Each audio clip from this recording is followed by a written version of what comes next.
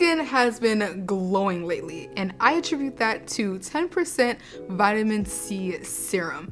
No, I didn't go buy it, I made it myself. This is a vitamin C serum that is great for your skin. You don't need to use it every day, and it really helps to nourish your skin and really give you a nice youthful glow. Let's get right into this formula. Now, when it comes to making serums, of course, we're going to need distilled water, and we're going to be using this at 82% of the formula. Now, when it comes to using water, you can use distilled water, or if you would prefer to use like a cucumber water, this would be great here for your face, or even rose water would be also great. You get the nice fragrance from it as well, a great natural water that will help to rejuvenate your skin as well. Or you can use a combination of both. Both would be great here. Then you're going to need the good old vitamin C that you'll be using. Now this is going to be at obviously 10%. Now with vitamin C, you want to make sure that when you are using this or selling this product, vitamin C is a product that you want to use at night. You don't want to put this on during the day or in the morning during your morning routine and go out into the sun. You will cause skin damage when using vitamin C and going out into the sun. So you want to make sure that this is a product that's being used at night. So I always make sure that that's something that I tell customers or just use for myself. Another thing with vitamin C is that you don't need to necessarily use it every day. You can, but with such a high percentage, I only use this around 2 to 3 times a week. Now this is a really strong vitamin C, so you just want to make sure that you aren't putting this on your skin every single day and you're using this at nights as well. Now for your powerful ingredient for this serum, you're going to need hyaluronic acid. That is what's going to give you the serum texture. Now for this serum, it is going to be a little bit of a thicker serum. I'm going to be using hyaluronic acid at 2%. Now hyaluronic acid can get very, very thick quickly, so 2% is a really good place to start.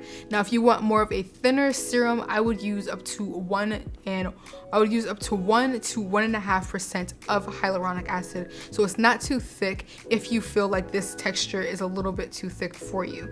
Now, I think it works perfectly with this serum because using a dropper bottle, it comes out perfectly at 2% for me. So it really just depends on the texture that you're looking for as well. Then you're going to add in glycerin. Now glycerin helps to draw in moisture to your skin. Glycerin is really important because while it's bringing in moisture, it's also creating a thin barrier over your skin to help keep moisture locked in, and you lose less moisture on your skin.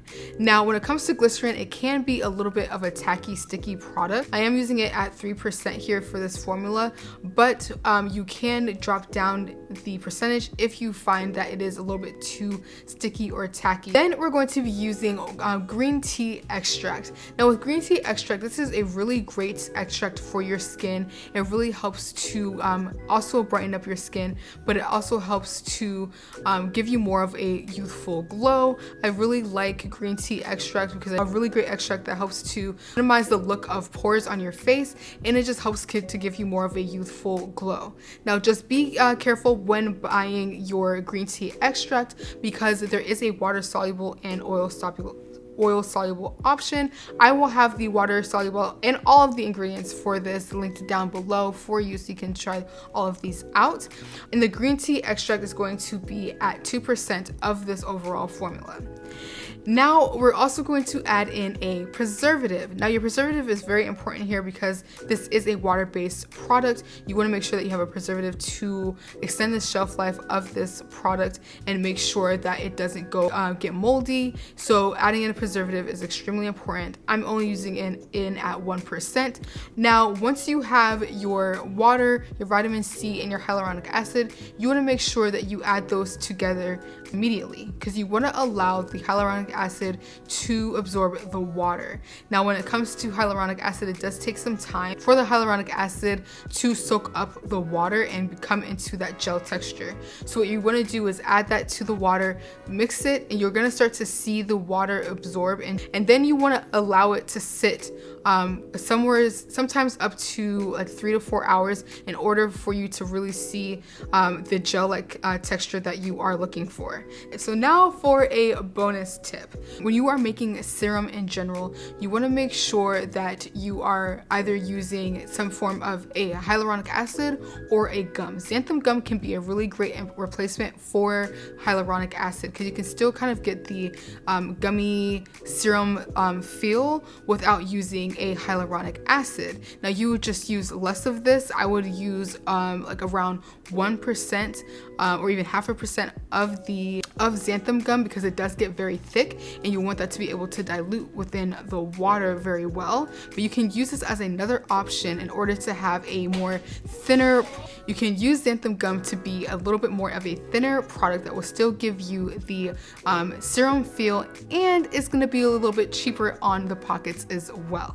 But let me know down below, have you used xanthan gum as an option for your serums, or do you stick to hyaluronic acid? Or if you don't use either one of those, let me know down below what you do use so I can give that a try myself. Now that we have the 10% vitamin C under your belt, let's try the hyperpigmentation serum that will help to brighten up your skin and get rid of any dark spots as well. I'll have that serum linked right here so you can give that formula a try, and I'll catch you in the next one.